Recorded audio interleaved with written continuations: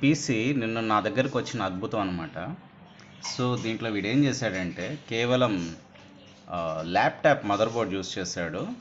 మీకు ఎక్కడ ఎస్ఎంపిఎస్ దాఖలా కూడా ఉండదు చూడండి. ఎస్ఎంపిఎస్ ఎక్కడా ఉండదు, అంటే power source, direct power source.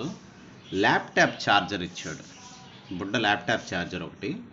So అంటే ల్యాప్టాప్ మదర్ బోర్డ్ కాబట్టి ఇన్బిల్ట్గా మీకు వైఫై కూడా వచ్చేస్తుంది. సో దానికి ఒక హార్డ్ డిస్క్, ఈ జనరల్ హార్డ్ డిస్క్ ఉంటుంది కదా 1 TB, దాన్ని యూజ్ చేశాడు. ఎస్ఎస్డి కానీ ల్యాప్టాప్ ఛార్జర్ కానీ ఏం పెట్టలేదు. ఇది ప్రాసెసర్ పాయింట్.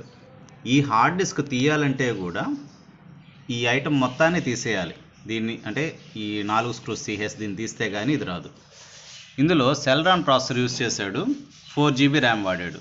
దీనికి విండోస్ 7 కానీ విండోస్ 10 కొంచెం ఓకే, కాకపోతే నేను 8 GB ర్యామ్ వేస్తున్నాను. కానీ దీనికి ఒక టెక్నీషియన్ విండోస్ 11 వేసి